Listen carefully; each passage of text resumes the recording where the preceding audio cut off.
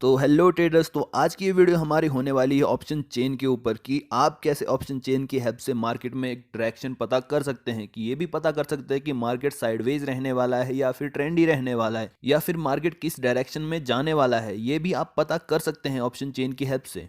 तो मैं आप लोगों को ये बात भी पहले ही बता देना चाहता हूँ कि ओनली ऑप्शन चेन के बेसिस पर आप ये डायरेक्शन फाइंड आउट नहीं कर सकते कि मार्केट कहाँ जाने वाला है। तो अगर आप लोग सोच रहे हैं कि ऑप्शन चेन को सीख कर ही आप प्रॉफिटेबल बन जाएंगे तो आप गलत सोच रहे हैं। ये सिर्फ आपको हेल्प करता है एक प्राइस की डायरेक्शन को फाइंड आउट करने में, और डाटा के बेसिस पर ये आपको सिर्फ एक प्रिडिक्शन बता सकता है कि मार्केट यहाँ पे जा सकता है। ये 100% एक्यूरेट नहीं होता है कि मार्केट उसी साइड ही जाएगा, बट जब आप प्राइस एक्शन के साथ इसको मिक्सअप करते हैं तो आपको ये हेल्प कर सकता है। अगर आप लोग ट्रेडिंग करते हैं तो आप लोगों ने सुना ही होगा, जो मेन चीज है मार्केट में ट्रेडिंग करने के लिए वो है प्राइस एक्शन। तो प्राइस एक्शन को ही सबसे ज्यादा इंपॉर्टेंस देनी चाहिए।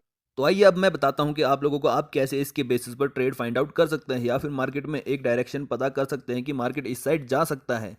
तो सबसे पहले आप लोगों को इसमें क्या देखना है, इसमें पहले आपको ये देखना है कि पुट सेलर्स कहाँ ज़्यादा है और कॉल सेलर्स कहाँ ज़्यादा है। तो जिस जगह में कॉल सेलर्स ज़्यादा होते हैं तो वहाँ पे मार्केट की प्रिडिक्शन ये होती है कि मार्केट के सेंटीमेंट्स नेगेटिव साइड के होते हैं। तो वैसे ही जहाँ पे अगर पुट सेलर ज़्यादा होंगे तो वहाँ पे एक प्रिडिक्शन या मार्केट के सेंटीमेंट्स थोड़े पॉजिटिव साइड के होंगे अगर ज़्यादा पुट सेलर हो कॉल राइटर्स के मुकाबले। तो आप लोगों ने इंडेक्स जैसे बैंक निफ्टी और निफ्टी में एक स्ट्राइक प्राइस देखा ही होगा, जैसे 48,100 200 ये उसके स्ट्राइक प्राइस होते हैं। तो यहाँ पे अगर आप लोग देखें तो यहाँ पे दिख रहा होगा आपको कि 48,100 पे बहुत सारी कॉल सेलिंग हुई है। तो इसका मतलब ये है कि एक स्ट्रॉन्ग रेजिस्टेंस की तरह काम कर सकता है और यहाँ से मार्केट को नीचे गिरा सकता है, एक नीचे की तरफ फॉल करा सकता है मार्केट इस लेवल पर आने के बाद।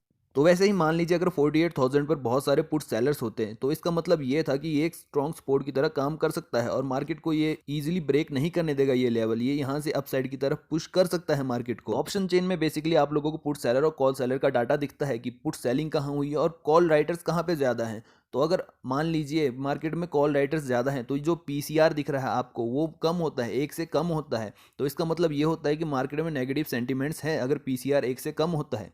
तो वैसे ही अगर पुट सेलर्स कॉल राइटर्स के मुकाबले ज़्यादा हैं तो इसका मतलब ये होता है कि मार्केट पॉजिटिव सेंटीमेंट्स में है। तो इसमें आपको पीसीआर एक से ज़्यादा देखने को मिल जाएगा। तो इसका मतलब ये होता है कि पुट राइटर्स हैवी हैं कॉल राइटर्स के मुकाबले। आपको अपसाइड की एक रैली देखने को मिल सकती है अगर पुट राइटर्स ज़्यादा हो। तो वैसे ही कॉल राइटर्स अगर ज़्यादा हो तो मार्केट में आपको डाउन साइड की तरफ एक फॉल देखने को मिल सकता है। तो अगर मान लीजिए मार्केट में कॉल राइटर्स और पुट राइटर्स दोनों ही बराबर हो तब मार्केट के एक चांस होता है कि मार्केट साइडवेज जा सकता है। बट जब किसी लेवल का ब्रेकआउट होता है जहां पे बहुत सारे पुट सेलर्स और पुट राइटर्स एक ही लेवल में स्ट्राइक प्राइस पर इकट्ठे हो जाते हैं, तो जब उस लेवल का ब्रेकआउट होता है तो वहां पे एक रैली देखने को मिल सकती है।